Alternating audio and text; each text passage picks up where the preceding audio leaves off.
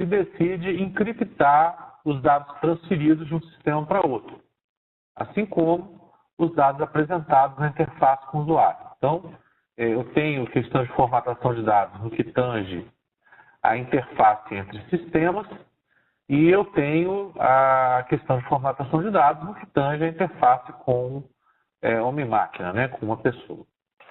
Os dados de informação sensível, eles vão ser encriptados antes de os passar a outro sistema. Qualquer dado de informação sensível apresentado na interface deve ser aplicado à máscara com símbolo asterisco. O projeto da solução exige elaborar um programa para implementar a criptografia dos dados, que serão usados em qualquer processo da aplicação. Se identificam 3 processos elementares impactados. Consultar assinantes, no caso, para que se aplique a máscara. Histórico de pagamentos, no caso também para a aplicação da máscara. E o envio dos dados de cliente a uma outra aplicação. No caso, para colocar a criptografia de 16 bits, né? Inocentes, aí quebra fácil. Os dados considerados como sensíveis e que são usados em todos os processos é o número do cartão de crédito, o grupo sanguíneo, o CPF, o número de telefone e o histórico de saldo. Então, esse aqui é o caso, né? E a avaliação de impacto, identificando os processos que são tocados. Então, nossa missão qual é? Nossa missão é avaliar em cada um dos processos elementares que nós identificamos qual é a complexidade conforme essa avaliação, né? Se é simples, se tem alguma coisa mais complicada que usa uma API externa, ou se tem alguma coisa mais complicada que você tem que desenvolver. E se é alguma coisa mais complicada, são elencados aqui nesse slide aqui de transformações complexas, né? Então, o projeto ele afeta uma subcategoria, que é a formatação de dados, o compartimento, né, de contagem para o SNAP, o SCU, é o processo elementar. O enunciado já estabelece lá quais são os 3 processos elementares, que é o subscritor consultar, o histórico de pagamentos e o enviar para a aplicação 2. Aplicar a máscara, ele aparece como uma simples conversão, não se enquadra naquela lista que a gente apresentou. Já a encriptação dos dados, sim, se aplica, e pelo que está dito lá, é um desenvolvimento que vai ser feito internamente, né? Então, aqueles processos elementares que são afetados, né, pela questão da formatação dos asteriscos, vai ter complexidade baixa de transformação e a integração com a outra aplicação vai ser de complexidade alta. Pelo que a gente vê no enunciado, todos envolvem o mesmo conjunto de dados.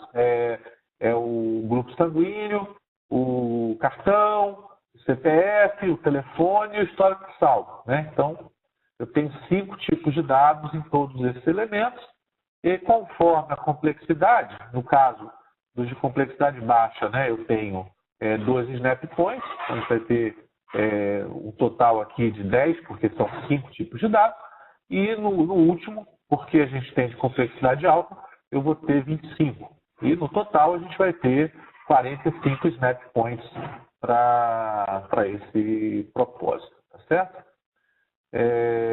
Gostaria de perguntar se ficou algum tipo de dúvida, alguma consideração, alguma colaboração que os senhores queiram fazer no que tange a essa atividade, por favor.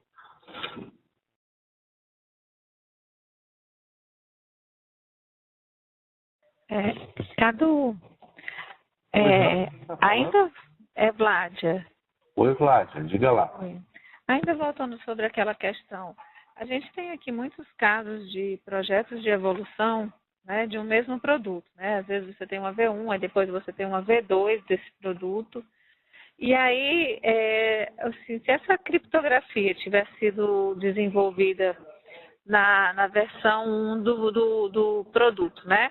E aí você faz um outro projeto e você vai fazer o uso dessa criptografia. A visão que a gente tem dela é uma visão que ela é externa ao projeto ou ela faz parte? Observa que o método ele não entra no detalhe para responder essa sua pergunta de maneira inequívoca, tá, Cláudio?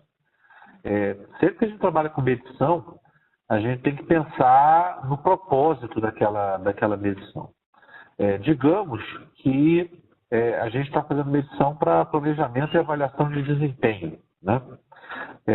A partir do momento que determinado componente é internalizado na arquitetura corporativa e ele tem um nível de estabilidade tal que ele é tratado como um ativo daquela organização, eu penso que você deva considerar isso como uma API, né? Que é o médium. Agora, se ao longo dessas evoluções esses serviços de criptografia, e eu falo criptografia, mas pode valer para qualquer dos itens que a gente citou, tá?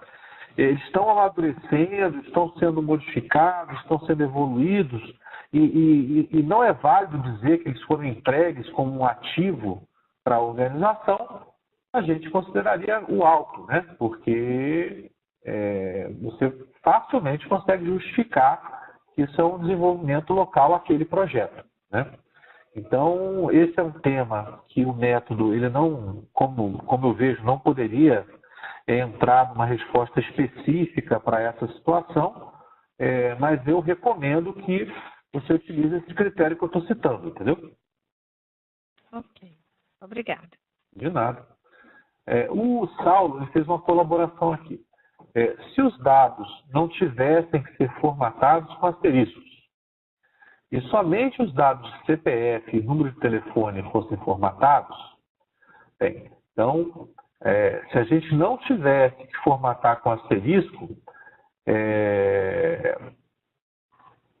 você está colocando um outro enunciado, certo? Beleza.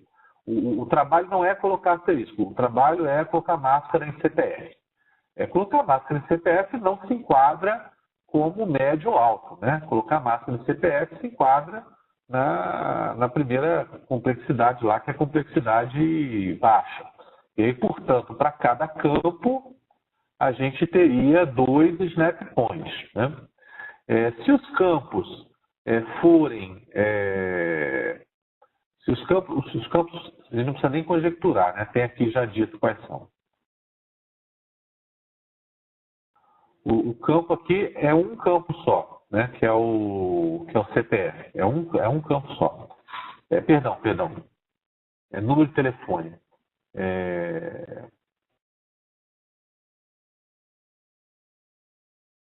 Perfeito. CPF e telefone. Então, eu tenho um campo que é o CPF, que é o 3, e um campo que é o telefone, que é o 4. Então, eu tenho 2 campos, e esses 2 campos, eles estão num processo que está classificado como de complexidade baixa 2 snap points. Então, nesse cenário alternativo que a gente está desenhando aqui, a gente teria aqui 2 campos, a gente teria aqui 2 campos, e aqui ao invés de 10, a gente teria 4 snap points, nessa realidade alternativa que a gente está discutindo, tá?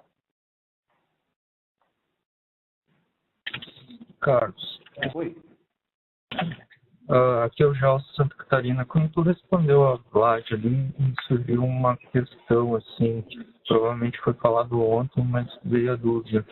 Quanto ao propósito da avaliação, nós, digamos assim, os projetos aqui estão recebendo a missão de, o projeto está encerrando, vai encerrar, meçam a quantidade de pontos SNAP. A ideia seria identificar qual seria o propósito. Vamos medir para a questão de desempenho, vamos medir para a questão de segurança, ou vamos medir para a questão de usabilidade. Como que ficaria isso?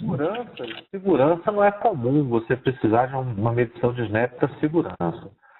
Tipicamente você faz uma avaliação como essa para fazer planejamento e avaliação de desempenho, ou para você fazer um uma avaliação de ativos, né? Avaliar qual que é o valor do teu portfólio, uma avaliação de intangíveis, ou para você fazer dimensionamento de sustentação, né? Então, tipicamente, medições dos moldes que a gente faz com ponto de função, com o SNAP, tem esses propósitos, né? Eu avalio que se você se o projeto, né, já entregou durante uma das suas etapas um componente arquitetural como um ativo dessa infraestrutura de suporte da empresa, a partir desse momento, o esforço que você tem é um esforço de integração, né? A partir desse sprint, dessa onda, dessa versão, né? E por isso, a partir desse momento, você teria classificado como complexidade média. A partir do momento, antes desse momento, quando você ainda está entregando um resultado não só para o seu projeto, mas também para esse portfólio aí de recursos corporativos, esse elemento arquitetural, você teria complexidade alta, porque você tem um desenvolvimento local ao projeto desse componente, desse comportamento. Não sei se eu consegui te responder. Eu acho que talvez eu não tenha me expressado direito. A questão é, o projeto entregou um pedaço de software lá, fez uma entrega, certo? Eu teria que fazer uma avaliação, no caso, uma planilha para cada um dos requisitos não funcionais. Por exemplo, para um determinado requisito não funcional, eu avalio o produto que foi entregue e depois eu faço outra avaliação para outro requisito funcional. É isso? Não é isso. O cenário que a Vládia colocou para mim é um cenário que você tem várias entregas, várias versões, certo? Sim, sim. Então, numa primeira versão, você, como parte do desenvolvimento das suas funcionalidades, você entregou um componente arquitetural que vai ser incorporado aos ativos da arquitetura corporativa da empresa, certo? Certo. Como um produto colateral, vamos dizer assim, né? Porque esse tipo de recurso não é uma funcionalidade, é um componente arquitetural, não é uma funcionalidade do usuário. Então, a partir desse momento, se você não está mais desenvolvendo esse recurso, para fins de avaliação de desempenho, qual é o sentido de tratá-lo como se ele tivesse sido desenvolvido pela própria equipe, se a partir desse momento ele está na biblioteca de recursos corporativos da sua arquitetura de informação?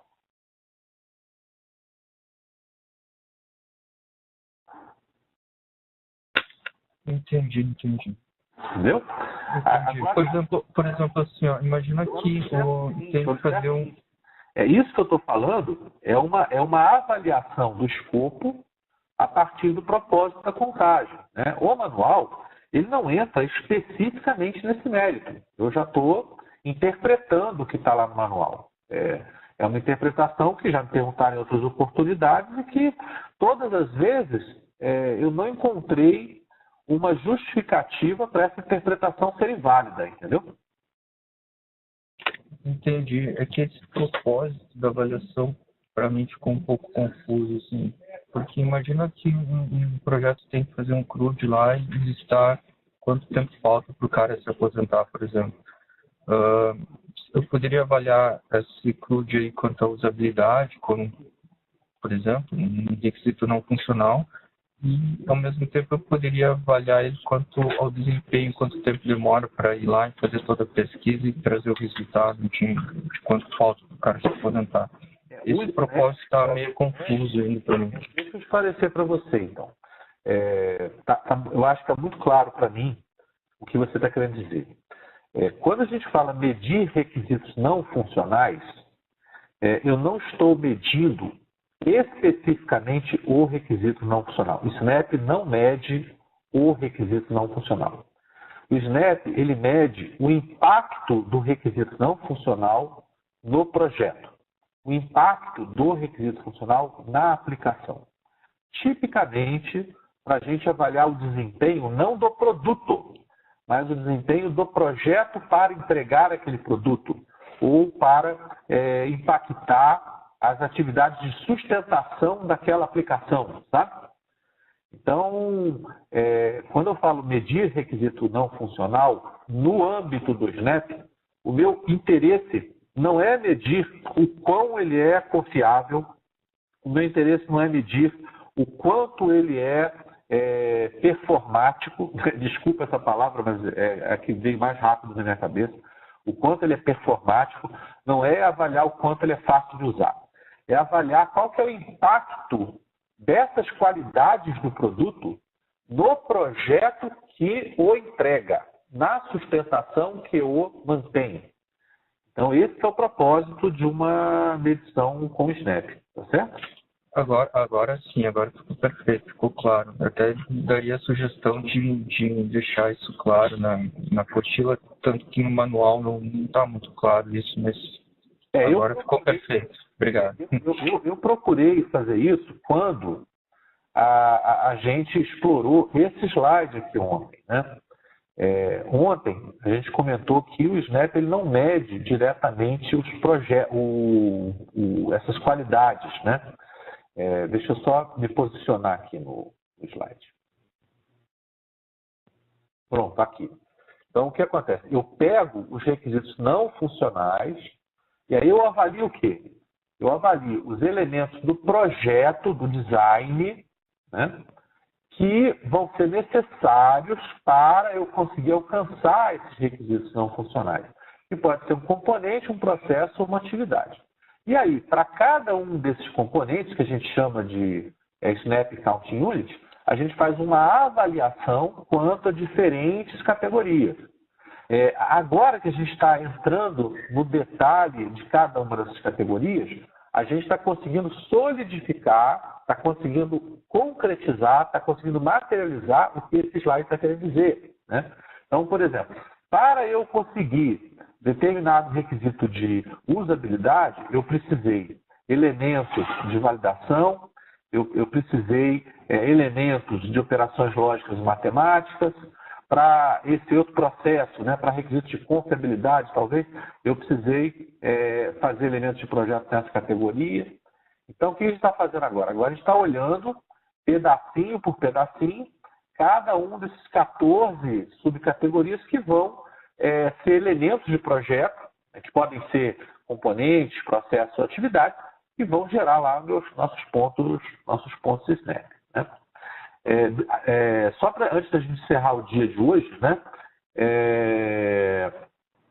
Não, Gustavo, não é um produto cartesiano de N funcionalidades vezes 14 categorias, porque uma SCU não se limita a uma funcionalidade.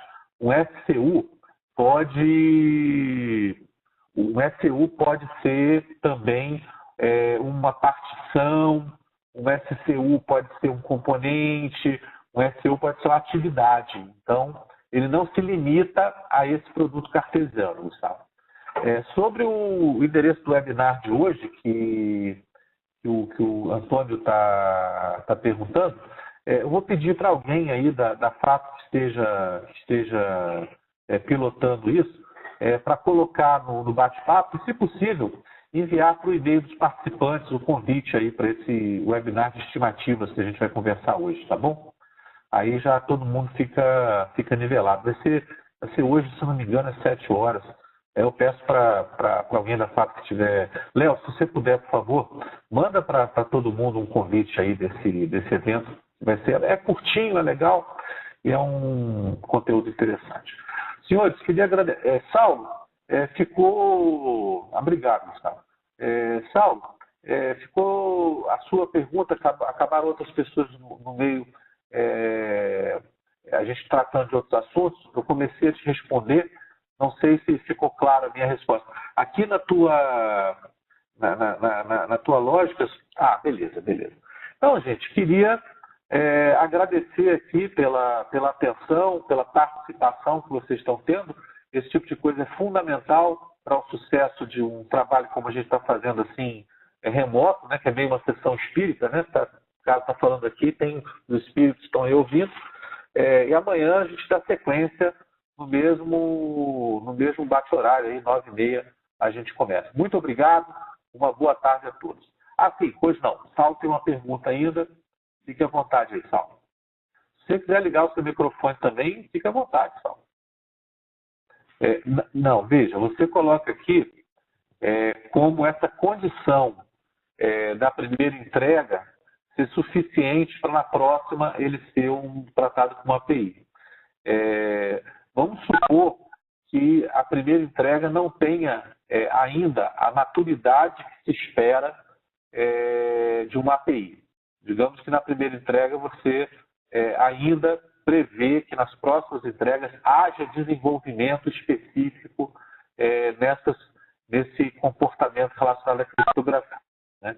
Então, não é porque na primeira entrega você já entregou uma versão preliminar, ainda incompleta, que não pode ser incorporada à arquitetura, que nas demais ele vai passar a ser considerado como tal, tá certo? O critério seria, eu entreguei com uma maturidade tal que a expectativa é que nas próximas iterações aquilo seja tratado efetivamente como uma API. Sim, se você entregou ele, se ele foi internalizado a tua arquitetura corporativa, né, aceito por essa arquitetura corporativa, outros sistemas já podem utilizá-lo, você não vai estar mais nas próximas ondas desenvolvendo isso. Você vai tratá-lo como se fosse um componente externo, né? Agora, como eu falei, o manual ele não entra nesse nível de especificidade. Essa é a recomendação que eu faço com base na interpretação do que eu coloquei no manual. Perfeito? Então, gente, obrigado aí pela sua atenção. Bom almoço para todos. Amanhã a gente volta a se encontrar. Até mais.